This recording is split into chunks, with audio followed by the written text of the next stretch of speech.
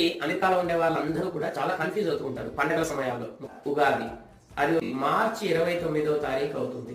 అదే మనకి ఇండియాలో ఉగాది మార్చి 30వ తారీఖు. పండుగలన్నీ కూడా తిథుల్ని ఆధారంగా చేసుకునే పండుగలు. ముఖ్యంగా పాడ్యమి రోజు చేసుకునేది ఆ యొక్క పాడ్యమి మార్చి 29 5 PM అంటే సాయంకాలం మొదలైంది. చూసుకోండి, అమెరికాలో పాడ్యం ఎప్పుడు మొదలైంది అంటే వాళ్ళకి సాయంకాలం అంటే 29 సాయంకాలం, మనకి మార్చి 29 తెల్లవారుజామున అవుతుంది.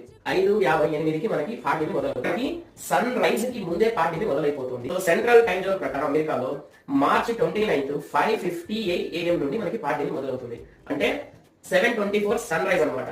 మనకి సన్ రైజ్ కంటే ముందు పాడ్యమి మొదలయ్యి పాడ్యం ఎంత వరకు ఉంది మనకి మార్చి 30 తెల్లవారుజామున, అంటే 30వ తారీఖు అంటే 29th నైట్, మార్చి 30 అర్లీ మార్నింగ్ సన్ రైజ్ కి మనకి లేదు. సన్ రైజ్ వచ్చేసి 7:23 AM కి సన్ రైజ్ ఉంది. మనకు ఆ టయానికి అసలు పాడ్యమే లేదు. కాబట్టి మార్చి 29 ఉగాది వచ్చింది.